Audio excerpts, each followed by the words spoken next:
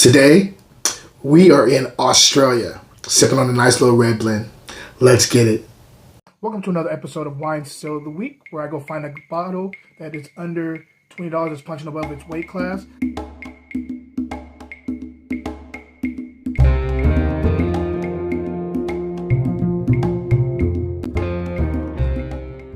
What up, y'all? We're back for another one. It is Friday, and I can't wait to drink on this and sip on this with you guys and discuss it.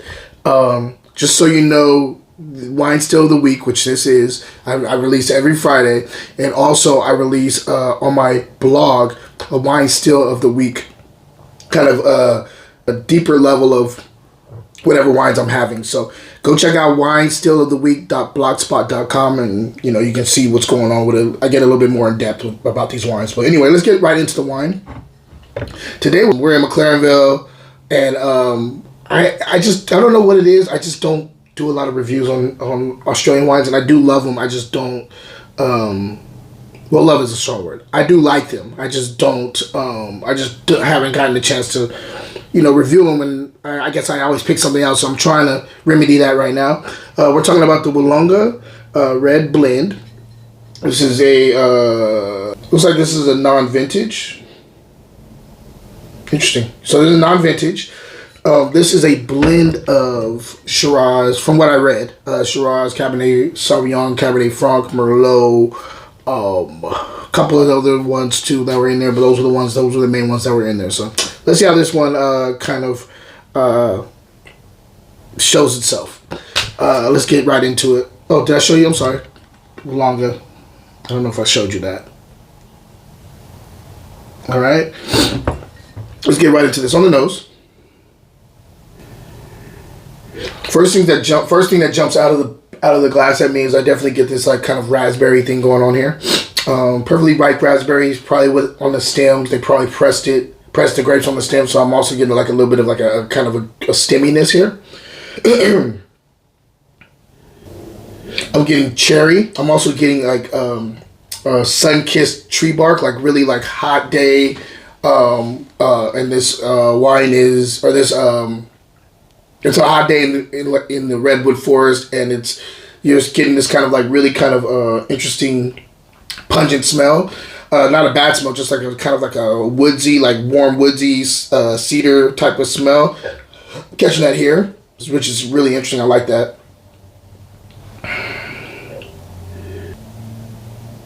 I'm also getting a little bit of white pepper here too. Some old leather going on here too. There's also like a little bit of a spice here too. I'm getting like a little nutmeg. Let's go ahead and taste and see if everything's translating to the palate. Wine Still of the Week will be right back.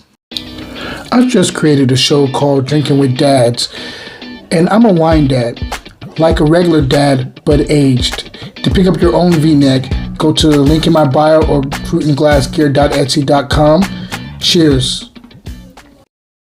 Now back to the show.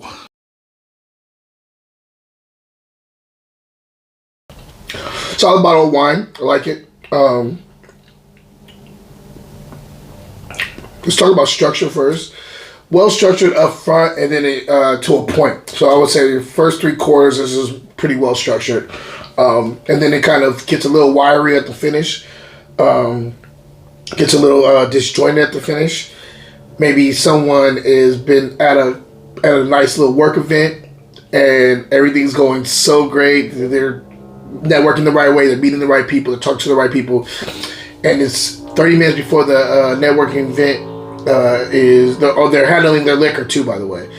And 30 minutes before that event is over, all of a sudden, they start filling their alcohol, and they start acting a little bit outlandish and loud and obnoxious, and the whole thing, all the stuff they built for, everything that they wanted to go well tonight, kind of gets thrown out the window because they have screwed up the last 30 minutes of the event because they got a little too boisterous, a little too drunk. That's what this is to me.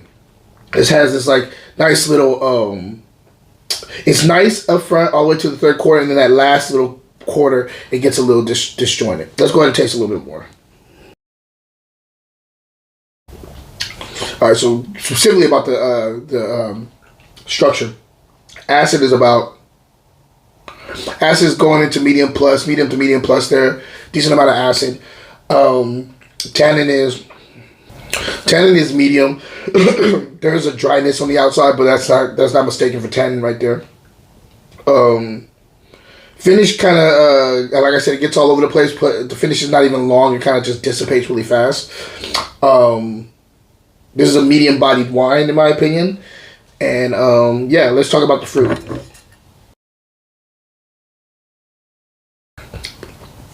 Approachable, red fruit forward, raspberry, cherries are the two dominant fruits up front. As it gets into the mid-palate, you get a little bit more of like that kind of nutmeggy, I would say nutmeg, a little bit of, so that spice. There's also like a little bit of a cedar thing going on here, a little bit of toasted oak in the mid-palate too.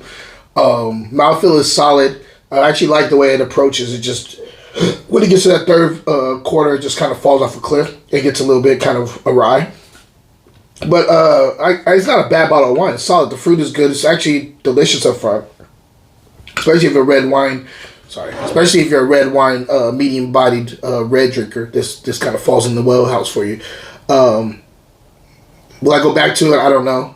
Maybe if I'm going to a barbecue, I wouldn't mind bringing this with me.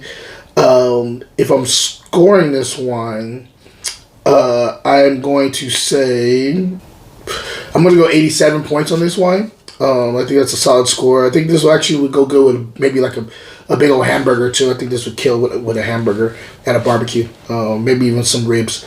But yeah, solid bottle of wine. Can't say anything bad about it. It's $87. 87 points. $87. The still here's I got this from Grocery Outlet. I got this for $4.99. So it is worth a try for $4.99. Under $5, you get a bottle that, in my opinion, is punching above its weight class. It's just not punching as high as maybe I wanted to, but it's still a solid bottle of wine. So I recommend it. Go check it out. For $4.99, it's definitely worth it. Other than that, I want to let you guys know that, again, if you've not gotten my Fruit and Glass, again, we have it available on Amazon. Fruit and Glass, Wine Myths, Facts, and Opinions, available on Amazon, hardcover, paperback, audio book, and also ebook. Go check that out when you get a chance. It is available on there. The hardcover is available on Amazon, but you can also go to grapesandsand.com, which is my own personal publishing account. And if you want to get some discounts and also want to have some stuff to give out to people for Christmas, instead of $34.95 that you would pay for the hardcover on Amazon, you pay only $25. You get 5 copies, and you can send it to whoever you want for your Christmas gift. So I think that's a really good way to look at it. You save about $10. And it's a really good book. I think you'll enjoy it. I really, really enjoyed writing the book. And yeah, if you're a wine person, this is the way to go. Go check it out. Other than that, guys, I want to say question of the day. If you are... Let's talk about Australia. What's your favorite region in Australia? Please let me know in the comment section. I need to start really getting deeper into Australia and drinking more Australian wine. So go ahead and do that in the comment section. And until next time, cheers.